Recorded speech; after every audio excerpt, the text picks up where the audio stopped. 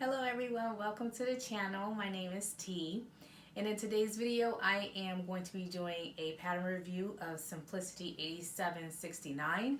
It is of this beautiful Renaissance coat costume that I made this past week. If that's something that's interesting to you, stick around and you'll learn a lot more about that pattern. Okay, so before I get started, I just want to tell you guys what I'm wearing. This is a sweater jacket that I made last year. It is from the McCall's pattern M7254. So that's the pattern, and it features 4 different variations. You can make it without sleeves, or you can make like a little bolero if you want to make a bolero with it. Now I made view C. So this is the view that I made here, view C. And it is a fun little close-fitting sweater jacket, and it's really warm and comfortable, and I'm so glad that I've been able to pull it out of the closet this morning and wear it, and I just really love it. I haven't had a chance to do a pattern review of this one. If that's something that is interesting to you, please let me know in the comment section below, and I will do a pattern review of this one. So this one's just something that I've only worn, I think this is like the 3rd time that I've worn this. The season has to be appropriate for it. So I haven't been able to wear it since last year, and I'm just really excited to wear it. The only thing that I don't like about this particular jacket is I made the collar here. I included medium weight interfacing in it. So it calls for interfacing, but it doesn't tell you what kind, or if you need a lightweight or featherweight or medium weight. And I thought, since it had some stretch to it, that I wanted to put, more to stabilize it a little bit more. And I think going with a medium weight interfacing was the wrong choice. I think I would definitely go with a lighter weight interfacing next time. But I still like it. I'll stand up and show you some of the details in it. I don't have much room today to work with, so I'll try to show you as much as I can, and I'll put some pictures at the end of the video, and you can see the pictures. But this is what it looks like. It's really nice. It has this really nice peplum at the bottom. This is kind of like the band, the collar that goes around the collar, and the peplum gets sewn together as well. It's just a really cute jacket. The other view that I was going to do, I think it's view E because I did view C. It features like a closure that you can put here, and so I think that that's a really nice added detail that I'll do next time. I really like it. It's just really warm and soft, and so anyway, let's get on to the pattern review. I made this last week, and it is the Simplicity 8769 pattern. It features 2 different variations. So I did variation B. Variation A features, you could do like a front yoke and a back yoke that comes down, and it covers this front section of the collar, and then the yoke covers the back section of the collar as well, and then you can also include the hood as well. So that's variation A. That's the only differences between the two, is whether or not you want a front and back yoke and also a hood to go with it. So again, those are the only 2 differences between the variation. And then also with view A, instead of having buttons, you have tabs, and the tabs feature, it has like a little belt buckles on it that you can close with the tabs instead of using the buttons. So I really like this particular view. It was simple to make.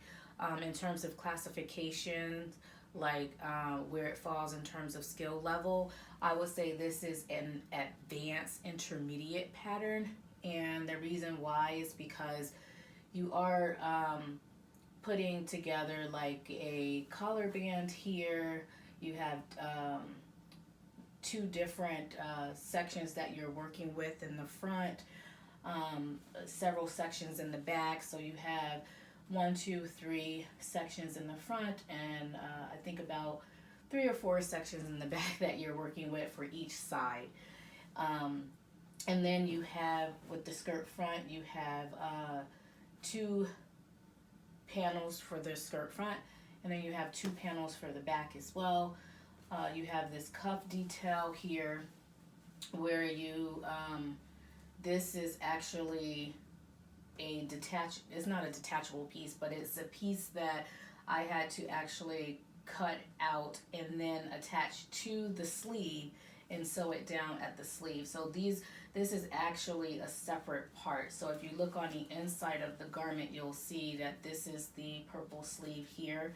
So this black contrasting band is a whole separate piece that I had to cut out and attach to the sleeve and then sew it together at the sleeve. So you are working with a lot of different parts with this particular piece, and so that's why I would say that it's an intermediate and advanced intermediate pattern, because you're working with a lot of pieces.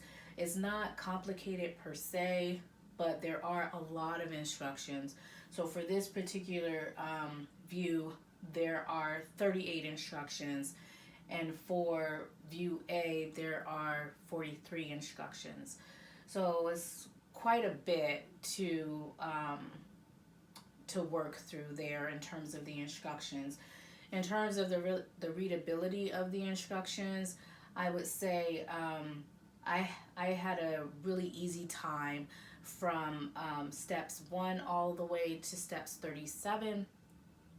It was just a breeze. And then once I got to 38, it was just, it just went downhill from there. And partly because step 38 is the step where you are attaching your front facing to your skirt. The instructions tell you to sew this at 5/8 inch seam allowance all the way up. And then after you sew it at 5/8 inch seam allowance, you would sew this here across the band. So there's a seam here that you're going to be attaching that to, which is the bottom of your bodice that you're attaching this to. Now, the instructions tell you to sew that at 5/8 inch seam allowance. Well, if you were to do that, you would go well into the bodice, this front section here, and you would no longer have this point, and it would just look a hot mess, an awful hot mess. And so finally, I just had to sew that on at 1/4 inch. So 5/8 inch just did not work at all. So that's what I had to do in order to keep those points here and for it to be nice and pointy and lovely. So that's the only issue that I had with the instructions, and really the only issue that I had with the pattern. I don't like the length of it. It's terribly long, but that's pretty much everything for me and my family because we're on the short side. After all of the issues that I had with the front facing and trying to get the front facing to align and everything, I just decided to not even worry about the length of the dress at that point, because I got the front facing on the way in which I wanted, and I didn't want to trim the bottom of the skirt and kind of mess up the bottom of that facing. So I just left it like that and just called it good. So my recommendations would be, if you were to make this pattern, I would definitely recommend that you reconsider sewing that front facing to the skirt at something that's other than 5/8 inch seam allowance, because it's probably not going to work. If you're short, I would recommend, starting out making plans for making those adjustments before getting to the end and thinking that, oh, I'll just cut off, you know, however many inches at the end. It probably won't work that way because you're working with the facing here. So you want to make sure that you account for that in the beginning and trim off however much you think you might need in the beginning and make those adjustments. In terms of alterations and adjustments, I didn't have to make any. Also, for the bodice section of this particular piece, I should have needed to make alterations, but I didn't.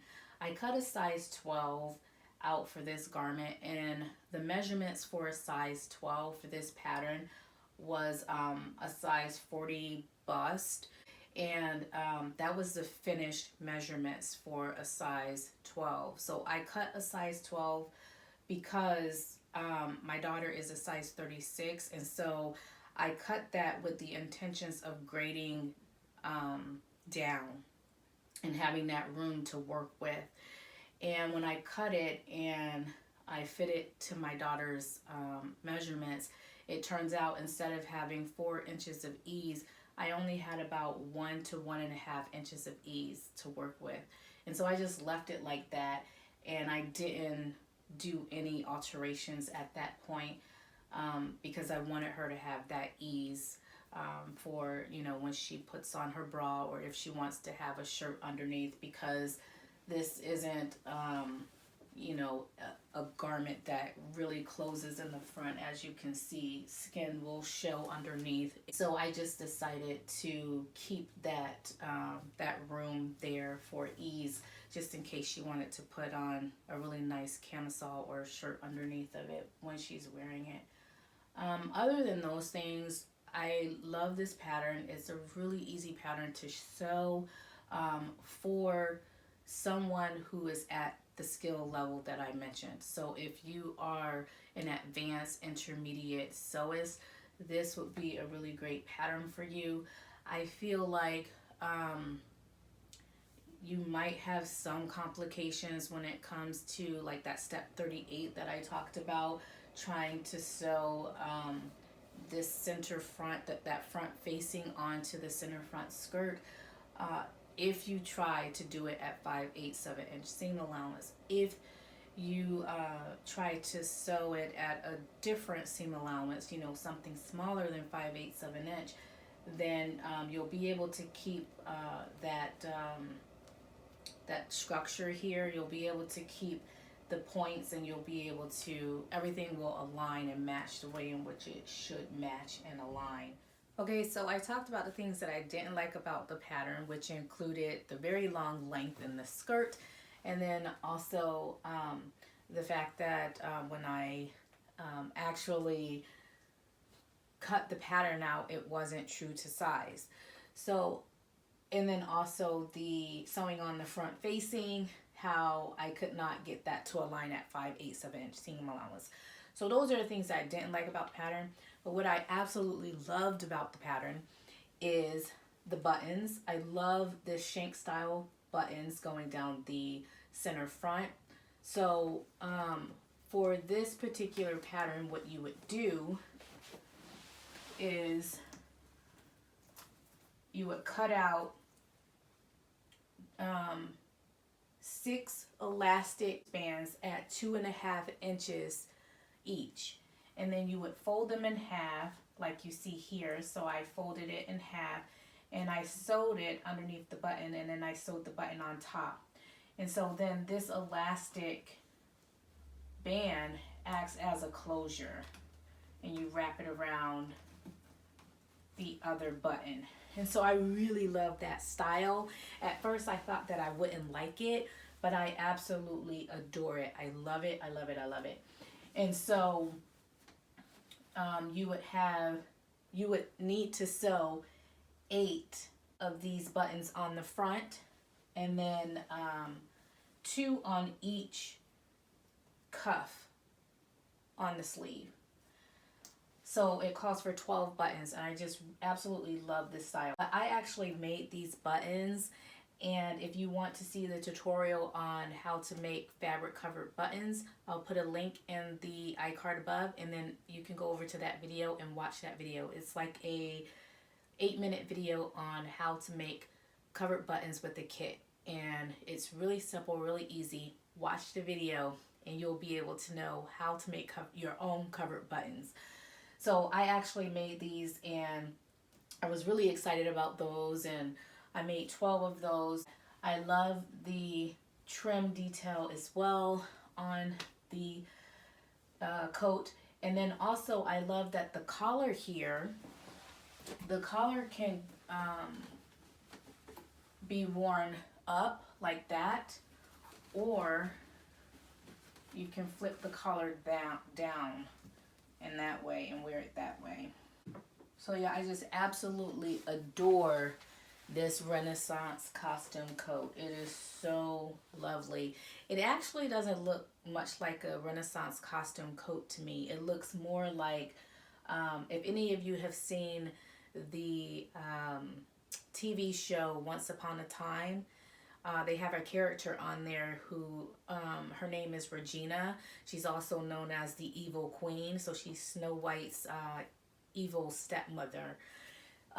That character, she always has like the most beautiful costumes in that particular show. And I absolutely love that character. I love how wicked she is. And she's just a really cool character.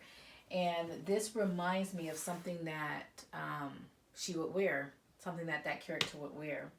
But anyway, it doesn't really remind me of a huntress. So this particular Renaissance costume is supposed to be of a huntress, of someone who has like a bow and goes out and hunt. And it just doesn't remind me. I don't get that sense from it.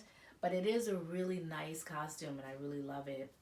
I'll put pictures at the end of the video of this costume. I'll also put a couple of pictures of this particular make that I'm wearing so that you can see in more detail what both of these makes look like. That's my pattern review for today. If you like this video, please give it a thumbs up. And don't forget to subscribe to my channel and hit the notification bell for future videos like this one. Okay, thank you so much for watching. Bye.